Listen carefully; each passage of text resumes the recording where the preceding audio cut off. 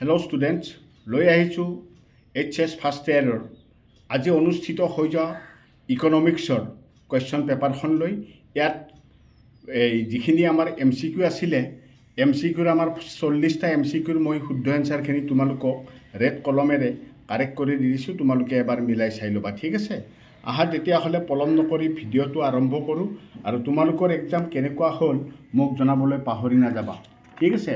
মই ডাইৰেক্ট তোমালোকক অপশ্যনকেইটা কৈ যাম, তোমালোকে মিলাই চাই ল'বা। নাম্বাৰ 1টোৰ শুদ্ধ উত্তৰ হৈছে অপশ্যন চি, বিকল্প, ঠিক আছে? 2 নম্বৰ কুৱেশ্যন যিটো আছিলে তাৰ শুদ্ধ উত্তৰ হৈছে অপশ্যন বি, ৰাজহুৱা খণ্ড আৰু ব্যক্তিগত খণ্ডৰ স্থিতি। তাৰপিছত 3 নম্বৰ কুৱেশ্যনটো হৈছে শুদ্ধ উত্তৰ অপশ্যন বি, 0। তাৰপিছত 4 নম্বৰ কুৱেশ্যনটোৰ শুদ্ধ উত্তৰ অপশ্যন এ। নাম্বাৰ 5লৈ আহা।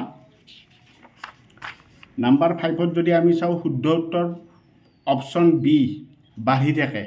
তাৰপিছত কুৱেশ্যন নাম্বাৰ 6টো যদি আমি চাওঁ শুদ্ধ উত্তৰ অপশ্যন এ, ঋণাত্মক, ঠিক আছে? কুৱেশ্যন নাম্বাৰ 7টো হৈছে আমাৰ শুদ্ধ উত্তৰ option D, all of this, এইবোৰৰ সকলো। কুৱেশ্যন নাম্বাৰ 8টো চোৱা। কুৱেশ্যন নাম্বাৰ 8টোৰ শুদ্ধ উত্তৰ হৈছে অপশ্যন চি, অপশ্যন চি, এক অক্ষৰ সমান্তৰাল। নাম্বাৰ 9টো চোৱা। নাম্বাৰ 9টোৰ শুদ্ধ উত্তৰ হৈছে অপশ্যন বি, 1.5। নাম্বাৰ 10টো চোৱা, শুদ্ধ উত্তৰ অপশ্যন বি, উৎপাদন। নাম্বাৰ 11টো চোৱা। 11টোৰ শুদ্ধ উত্তৰ হৈছে অপশ্যন চি। 12টো চোৱা। 12টোৰ শুদ্ধ উত্তৰ হৈছে অপশ্যন এ, TFC। 13 নম্বৰটো চোৱা। 13 নম্বৰটো হৈছে শুদ্ধ উত্তৰ অপশ্যন চি, অপশ্যন চি। 14 নম্বৰটো তোমালোকে মিলাই চোৱা। 14 নম্বৰটো শুদ্ধ উত্তৰ হৈছে অপশ্যন চি, ₹56। 15 নম্বৰটো চোৱা, শুদ্ধ উত্তৰ অপশ্যন বি, এক অক্ষৰ সমান্তৰাল। 16 নম্বৰটো চোৱা। 16 নম্বৰটো শুদ্ধ উত্তৰ হ'ব অপশ্যন চি, ঠিক আছে? তাৰপিছত 17 নম্বৰটো চোৱা। 17 নম্বৰটো শুদ্ধ উত্তৰ হৈছে অপশ্যন চি, AR। 18 নম্বৰটো চোৱা, শুদ্ধ উত্তৰ অপশ্যন বি, AC। 19 নম্বৰটো চোৱা, শুদ্ধ উত্তৰ অপশ্যন বি। 20 নম্বৰটো চোৱা। 20 নম্বৰটো শুদ্ধ উত্তৰ হৈ গ'ল আমাৰ অপশ্যন চি, ঠিক আছে? তাৰে পিছত বি পাৰ্ট 1 আকৌ ষ্টেটিক্স ফৰ ইকনমিক্স পাৰ্টত আহা। 21 নম্বৰটো হৈছে শুদ্ধ উত্তৰ অপশ্যন এ, ঠিক আছে? তাৰপিছত 22টো চোৱা। শুদ্ধ উত্তৰ হৈছে ইয়াৰ অপশ্যন ডি, অপশ্যন ডি, এইবোৰৰ সকলো। 23টো চোৱা। 23ৰ শুদ্ধ উত্তৰ অপশ্যন ডি, অপশ্যন ডি। 24টো চোৱা। 24টো হৈছে শুদ্ধ উত্তৰ অপশ্যন চি, প্ৰসাৰ, ৰেঞ্জ।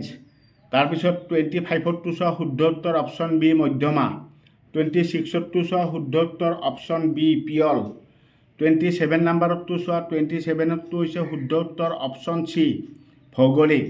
28টো চোৱা। শুদ্ধ উত্তৰ অপশ্যন বি, মধ্যমা। নেক্সট নম্বৰ 29টো চোৱা।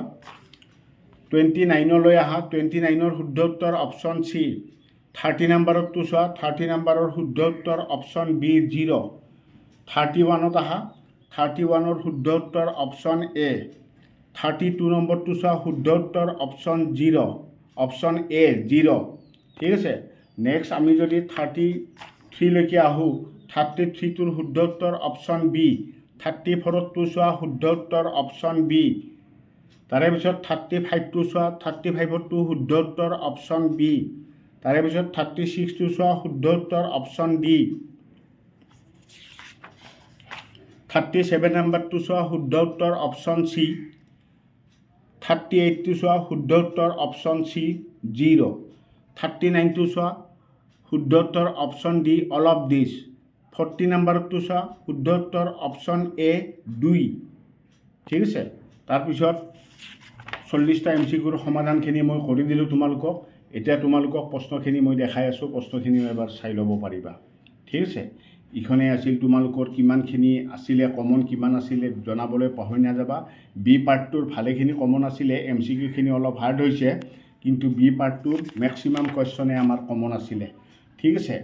বি পাৰ্টটো যিখিনি আমাৰ কুৱেশ্যন আছিলে, তো এইখিনি অলপ চাই লোৱা।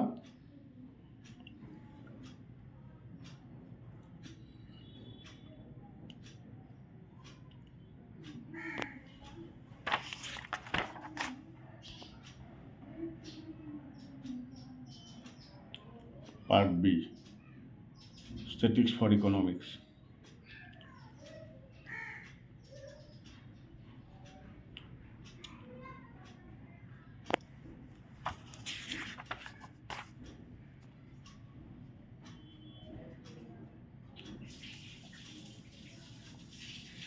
তো ছাত্ৰ ছাত্ৰীসকল, এইখনে আছিল আজি তোমালোকৰ অনুষ্ঠিত হৈ যোৱা ইকনমিক্স অৰ্থাৎ অৰ্থনীতি বিজ্ঞানৰ কুৱেশ্যন পেপাৰ।